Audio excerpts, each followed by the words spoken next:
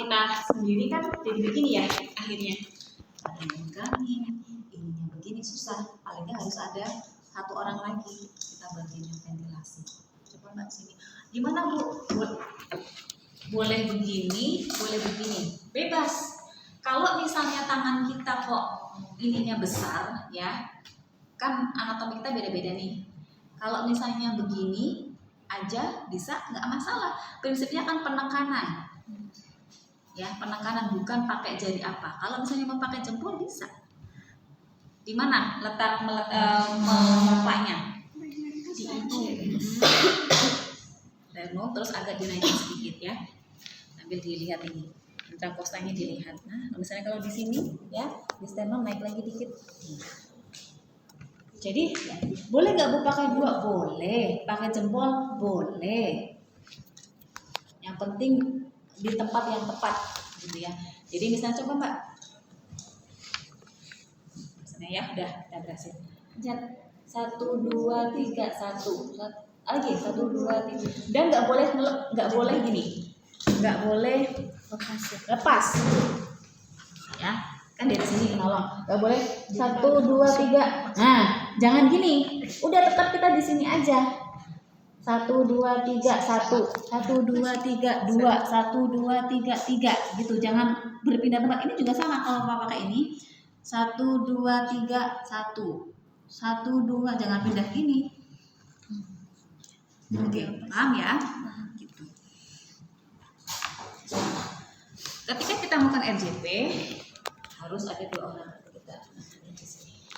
Ada lagi pertanyaan? Silakan kalau ada yang masih bingung atau penghisap mungkin macam-macam ya. Ada yang begini, ada yang begini ya. Oke.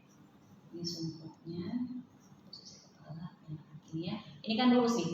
Ini. Nah, kalau terlalu fleksi begini, ini jadi, sirkulasinya nggak lancar, apalagi yang overextend. Nih, tadi yang bagian jalur A, manajemen bayi baru lahir normal. Kalau tadi bayinya nangis ya, tonus ototnya baik, udah berarti asuhan bayi baru lahir normal. Potong, dikeringkan, ya, IMG, ya, nggak perlu tuh ada penghisapan jalan napas selama udah nangis. Selanjutnya, langkah awal tadi ya, jaga bayi tetap hangat yang Haikal tadi atau posisi lendir itu udah masuk ke dalam tahapan resusitasi. Kalau tadi diusap lendirnya, bukan diusap ya, diusap lendirnya yang awal, bayinya nangis, nggak nangis, atau tadi ada pertanyaan yang tonus ototnya nggak baik, udah kita udah mulai persiapkan resusitasi. Potong tali pusat langsung bawa ke meja resusitasi. Langkah awal ini adalah bagian dari resusitasi langkah awal itu. Baru nanti dinilai. Setelah langkah awal tadi Haikal dinilai kalau masih belum nangis, tonus ototnya jelek, kita langsung ke ventilasi.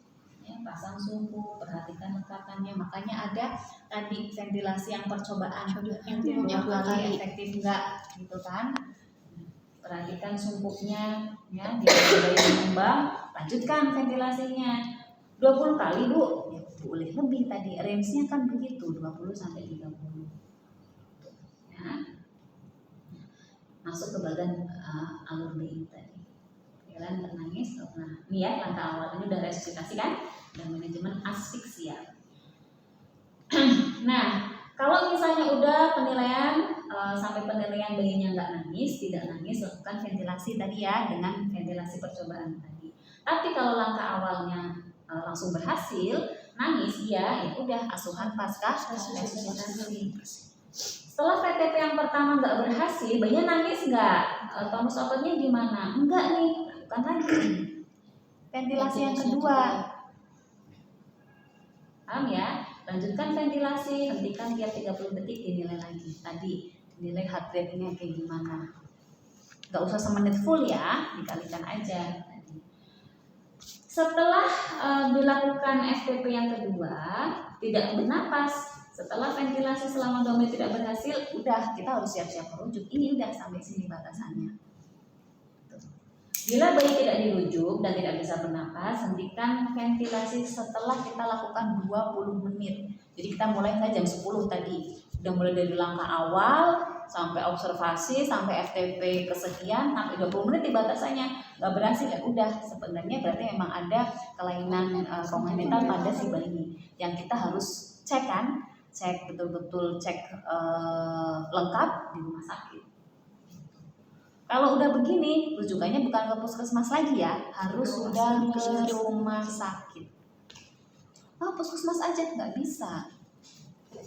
Nah, kecuali misalnya nanti settingannya ternyata, kan kita nggak tahu nih perkembangan zaman ya, puskesmas udah jadi ada puskesmas rujukan yang di situ alatnya ada, dokter anaknya ada, ya berarti di situ. Tapi untuk kondisi ya sekarang negara Indonesia kita tercinta yang kaya raya, itu ya ke rumah sakit, gitu ya, ke rumah sakit. Nah, konseling ya dan hubungan emosional ke. Tapi kalau saya nggak mau dirujuk ya sudah. Ventilasi kita bukan berarti gagal, tapi karena memang kondisi bayinya. Aku nggak mau dirujuk, pokoknya di sini. Ya udah kita konseling aja persiapan kalau bayinya ini bablas, itu 20 menit. Ada yang mengatakan 10 menit. Oke. Ada pertanyaan?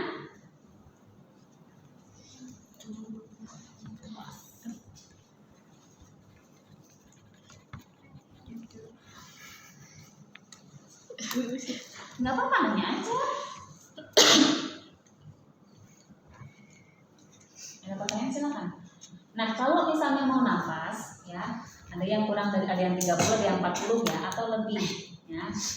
Bayi perlu rujukan kalau pernapasannya kurang dari 30 ya, menggap-menggap adanya tarikan dinding dada. Tadi sih kalau saya patokannya tadi nggak berhasil FTP 2 kali, heart rate-nya masih kurang dari 100, sudah kita persiapan rujukan. Asuhan tindakan pasca resusitasi, bayi aman bila ibunya tidak memiliki kekhawatiran mengenai perilaku bayinya. Jadi ibunya bisa observasi, tapi kalau misalnya ibunya lemas, masih belum bisa observasi bayinya, ya kita yang harus observasi gitu ya.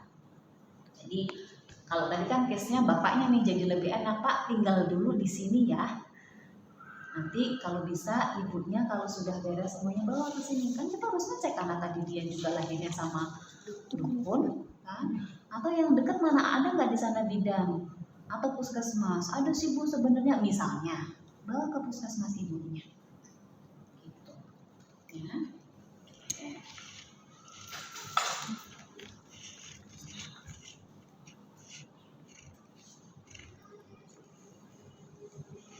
Kalau dirujuk pun ingat ya, ketika transport bergerak menggunakannya harus diperhatikan kehangatan bayinya. Jadi walaupun FTP-nya tadi gagal di tempat kita ya, tapi harus selalu menjaga prinsip-prinsip untuk menjaga kehangatan bayi harus diperhatikan. Dibungkus, ada yang prosedurnya harus pakai plastik kalau bayinya kecil. Itu bungkus plastik. Ini kalau ini sudah 10 menit pertimbangkan untuk menghentikan resusitasi. Kalau tadi yang bagian pertama 20 menit. Boleh. Ada pertanyaan silakan. Ada.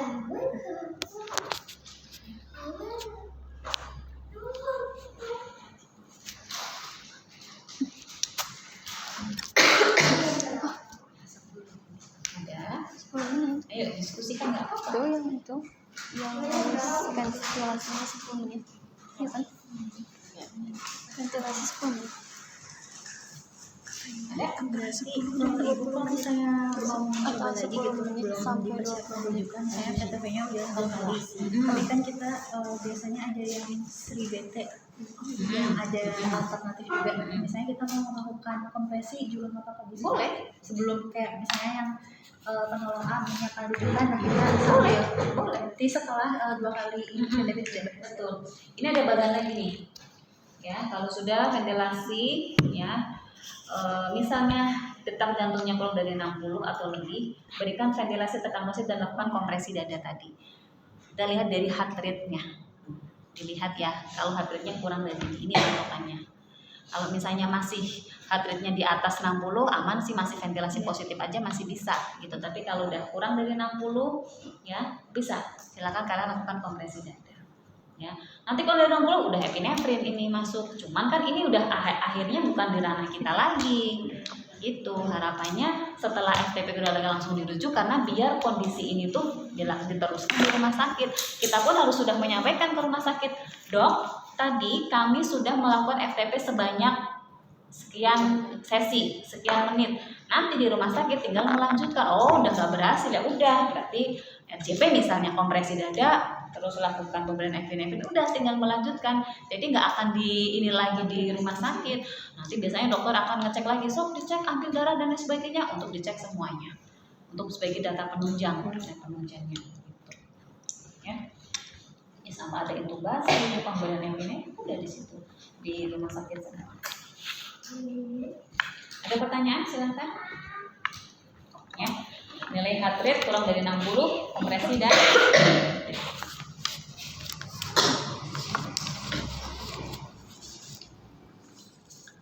oke, ada lagi?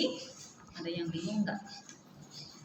Di sini Bu, Boleh. bertanya lebih ke bingung gini sih Bu, kalau misalkan posisinya kita di TPMB. Ya. Terus bayinya tuh baru lahir. Bayinya baru lahir. Ya, terus gak nangis. Kan harus dilakukan HBB gitu ya Bu ya. Yang kemarin juga kita pelajaran langsung dirujuk kayak gitu. Terus itu tuh kayak gimana cara ngekomunikasiin ke keluarganya gitu, kalau bayi ini tuh harus dilakuin tindakan ini gitu. Terus nanti juga harus tetap dirujuk gitu. Gitu sih Bu. Cara komunikasinya. Oke. Jadi sebenarnya orang itu inform consent itu kan sebenarnya kita menjelaskan prosedur yang akan kita berikan. Itu poin penting. Cabut gigi.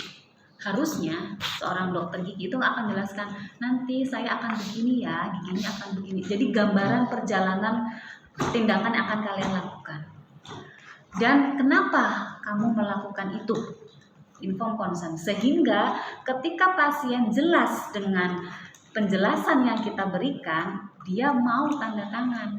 Tapi misalnya nih, nggak tahu, tiba-tiba saya disuruh tanda tangan aja, ini lembar inform consent, tapi kamu nggak menjelaskan, aku bisa gugat nggak? Bisa dong, pasien bisa, saya benar tanda tangan, tapi saya nggak tahu, pokoknya suruh, ayo Bu, ini tanda tangan di sini ya. Padahal nggak ada proses penjelasan kenapa dilakukan ini, anak saya kenapa kok dilakukan FTP dan lain sebagainya. Itu disampaikan kepada pasien. Dengan cara apa? Nggak harus yang pakai tadi bahasa FTP Pak ya, nanti enggak. Nanti saya akan bantu karena nggak bisa napas, jadi pakai alat dibantu napasnya biar bayinya bisa napas lagi. Gitu.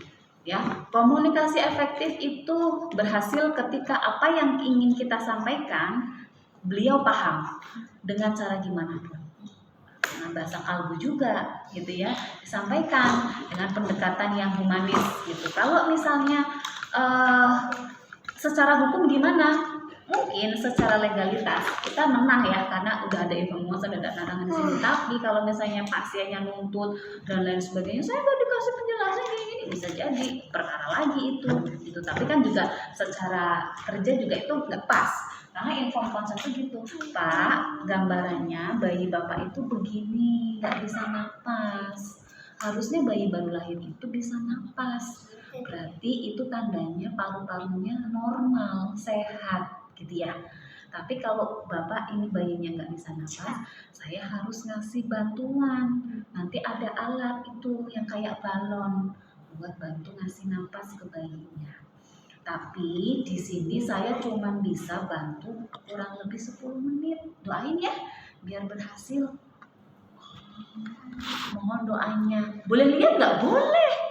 Bapak, ibu semua tuh pasien tuh boleh lihat ketika kita melakukan tindakan. Yang penting jangan mengganggu kita. Ini kan udah wewenang kita. Kalau misalnya kita coba di sana, udah salah, ikut campur dia. Gitu ya. Dilihat, doain ya supaya berhasil. Begitu Bu. Supaya berhasil. Iya Bu. Doain. Kita kan juga tenang ya kalau didoain sama keluarga gitu kan. Itu udah cek semua Pak, misalnya nih udah 10 menit, 20 menit nggak berhasil. Maaf, ini saya tuh di sini saya bidan itu bolehnya sampai di sini aja. Jadi ini adik harus perlu perawatan yang lebih baik lagi, yang alat-alatnya lebih lengkap. Kita bawa ya ke rumah sakit Cimahi misalnya. Nanti di sana akan dibantu dokter anak, alat-alatnya lebih canggih, nanti dikasih obat. Saya nggak punya obatnya di sini Pak, dan nggak boleh bidan. Gitu. Ya kan? Kayak saya belajar dulu juga ada bidan yang praktek tuh rame banget. Menurut kalian bidan boleh nggak ngasih obat ke anak sakit? Nggak tahu. Kewenangan kalian bukan? Kalau di kampung-kampung Ada. iya Itu dia ya. Jangan membenarkan yang terbiasa ya, tapi biasakan membiasakan menyetujui yang benar. Jangan membenarkan hal yang biasa. Itu kan biasa, tapi benar nggak? Enggak. Jadi kerjaan kita itu rentan dengan hukum ya, rentan dengan hukum.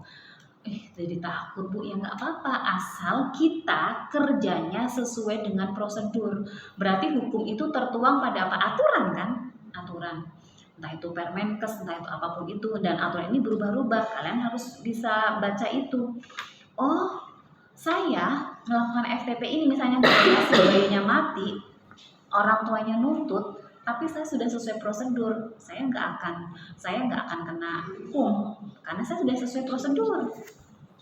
Ini kan kaitannya dengan hasil ya, udah di luar kita dong, di luar kendali kita. Tapi saya sudah melakukan sesuai dengan prosedur. Gitu. Tapi kalau misalnya kita melakukan hal-hal yang di luar kewenangan, itu namanya malpraktek kan, di luar prosedur. Nah, ketika dulu ada saya bidang desa tuh rame banget ya. Anak sakit dibawa ke situ, pokoknya dia ngobatin lah, dan obatnya itu racikan semuanya. Racikannya dibungkus pakai kertas kan.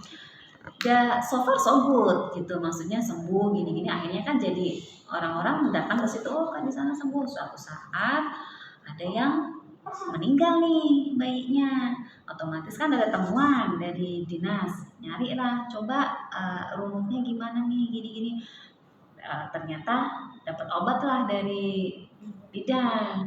Bidannya udah ketakutan kan, aduh, karena memang agak sesuai gitu, ya kan? Karena meninggalnya pas banget setelah minum obat. So pas ada temuan, nanti diinterogasi lagi, diinvestigasi lagi, kenapa ya nggak boleh. Jadi ketika kita profesional itu kalau sesuai dengan kewenangan kita. Tadi yang saya bilang, kalian nanti di rumah sakit skillnya udah oke nih, bisa RJP, bisa ngasih epinefrin gitu ya, karena sering kolaborasi dengan dokter, sering bantu dokter. Tapi akan nggak pas ketika kalian melakukan itu di rumah. Itu beda nanti kalau aturannya berubah lagi. Misalnya nih, kita kan nggak tahu, aturan kan dinamis ya. Beberapa tahun ke depan bidan harus sudah bisa melakukan RJP, pemberian epinefrin dan lain sebagainya. Ya it's okay, silakan. Artinya berarti kemampuan bidan harus lebih ditingkatin lagi. Alat-alat yang di rumah kita, tempat praktik kita harus ditambahin lagi kan gitu. Aturan dinamis, skill bertambah, peralatan pun harus mendukung. Gitu. Dikatakan malpraktek atau enggak, dilihat aturannya. Kalian yang dikatakan kamu ini ya mahasiswa nggak benar di sebelah mana nih Bu? Misalnya nggak berangkat terus, tapi kan saya ada aksen, aturan di kampus boleh kok saya nggak masuk tetapi ada izin, ya kan? Saya tugas begitu kan nggak bisa saya, dia ya udah 2 kali nggak benar nih. Kan nggak bisa kayak gitu, karena kamu sudah sesuai prosedur. Saya izin, udah ada surat izin, udah ada tanda tangan dan lain sebagainya. Saya memang nggak masuk seminggu, kan artinya nggak melanggar peraturan walaupun seminggu nggak masuk gitu maksudnya. Paham ya? Itu juga dengan bidan. Jadi sampaikan seterang-terangnya, sejelas-jelasnya dengan bahasa yang mudah dimengerti. Misalnya kok ibunya yang sekarang zaman sekarang ini kadang pasien juga lebih paham ya. Jangan insecure yang ibunya pintar, enggak, tapi jadikan itu sebagai tempat kita belajar. Saya sering kok ketemu klien perkara menyusui aja ya, dia konseling industri, ternyata dia jauh lebih up to date nih karena pindahan dari luar negeri misalnya. Bu, tahu saya di sana. Oh gitu, jadi tuker ilmu aja. Oh, oke, jadi tambahan untuk saya gitu ya. Oh ada di sana begini ya, iya prosedurnya begini kalau di Jerman gini. Udah kita tukar ilmu aja. Oke, saya bantu di bagian ini gitu ya. Jadi challenge-nya kalau sekarang kan gitu, orang-orang jauh lebih paham, tapi senengnya ketika orang-orang sekarang udah pinter, udah bisa belajar di manapun, istilahnya ya lebih pinter lah ya dari budaya, kita lebih enak ngomongnya sebenarnya, nggak perlu panjang lebar jelasin yang gimana-gimana. Pak ini kondisinya begini ya, ini harus segera dirujuk karena bukan area saya, bukan kewenangan saya, udah beres gitu. Kayak tumbuh kembang aja, misalnya saya lagi tugas di posyandu, ada ibu-ibu yang datang, saya cek nih tumbuh kembang pakai buku KIA, kan lebih simpel ya, Bu, tapi saya kemarin ikut webinar, nah webinarnya siapa sama dokter anak, wah Masya Allah kan, senangnya kan gitu, kemarin kata dokter itu begini, ternyata anak saya itu misalnya disleksia begini, belum tentu saya bisa memprediksi anak ini disleksia, karena penegakan disleksia, ADHD gitu ya, yang neurodivergen itu kan itu juga nggak hanya dokter anak ke psikolog. Artinya orang tua itu adalah the first doctor si anaknya. Kita cuman, oh itu Bu dari hasil mana? Ini kemarin ke psikolog begini Bu, anak saya ADHD. Oh, sampai ada yang karena saya kelewat ya nggak ngelihat ke depannya, Bu, anak saya itu prematur, jadi pakai usia koreksi ya. Nah ini betul kan, tapi seneng kan jadi oh gitu, oke saya nggak teliti nih, cek lagi, coba dilihat usia kronologisnya, usia koreksinya, oh iya betul, berarti di sini ya pindahin, nggak apa-apa. Ya kan kita nggak harus tahu semua kan, salah juga boleh, tapi mestinya open diskusi aja ke pasien dan keluarga gitu. Jadi memang kalian hidup di era seperti ini tuh ya memang harus terbuka gitu. Maksudnya tuh saling aja bertukar informasi. Ya, gitu ya. Semoga bisa menjawab. Ada lagi? Yang bingung, yang mungkin ditemuin. Kalian udah pernah ke lahan belum? Udah. Gimana rasanya? Berapa lama tuh? Pertama tuh di rumah sakit, di apa? Di Bangsal, di IGD. Oh IGD. Terus ke ruang rawat di Minati, nama ruangannya. Maksud apa itu tempat anak? Itu ada yang perinata, ada yang juga campur pasien yang lain juga gitu. Tapi kayaknya baru. Iya. Kalau dulu saya KDK ya, jadi di IGD, tapi maksud saya ya udah itu tempat belajar kalian. IGD kan juga sebenarnya kan pintu utama pasien dalam kondisi gawat darurat, entah itu ibu hamil, ibu bersalin, postpartum bayi kan kalau kondisi gawat darurat masuknya ke IGD kan. Artinya di IGD juga banyak sekali skill-skill yang harus kalian pelajari kan. Masuk ke area yang gawat, di mana yang ruang tunggu seperti apa, ya kan, kasus-kasus begini apakah harus ditindaklanjuti secara cepat atau bisa nunggu, itu kan skill di IGD kan. Mental juga di IGD juga dapat tuh, karena semuanya harus cepat, tepat, dan aman, ya cepat tapi tepat. Beda kalau udah di ruangan kondisi sudah stabil, nggak harus cepet-cepet kan, tepat dan aman. Kalau di IGD kita dikejar sama waktu. Tapi nggak boleh berusaha-berusu, kalau saya bilang, orang jangan bilang tuh nggak boleh terburu-buru yang akhirnya jadi nggak tepat dan nggak aman. Ya gitu lah, nanti kalau ketemu lagi selama profesi, maksud saya tuh saya cerita pengalaman dari juga, pokoknya maksimalkan kalian praktek di lahan, karena itu tempat belajar kalian yang kalau kalian nanti udah lulus, nauzubillah ya, misalnya ada kesalahan, itu udah nggak bisa ditolerir, karena kan kalian udah jadi bidan, sarjana kebidanan. Tapi selama jadi mahasiswa itu kan masih belajar. Ketika semoga jangan ya, ada kesalahan pun itu nggak masalah, dan namanya masih mahasiswa, masih belajar. Makanya silakan sebanyak-banyaknya ketika kalian di lahan praktek, udah jangan banyak izin gitu ya, kalau nggak ada urusan yang darurat gitu ya, nggak ada unsur syar'i, lahan itulah maksimalkan di situ, karena nanti kalau kalian misalnya lulus udah nggak ada remedi lagi, salah ya udah disalahin, nggak ngelihat itu oh ini bidan muda baru lulus, nggak ada. Yang namanya udah lulus dan entah itu 1 tahun, sebulan, seminggu, udah secara kewenangan, secara hukum itu sama, di mata hukum itu sama.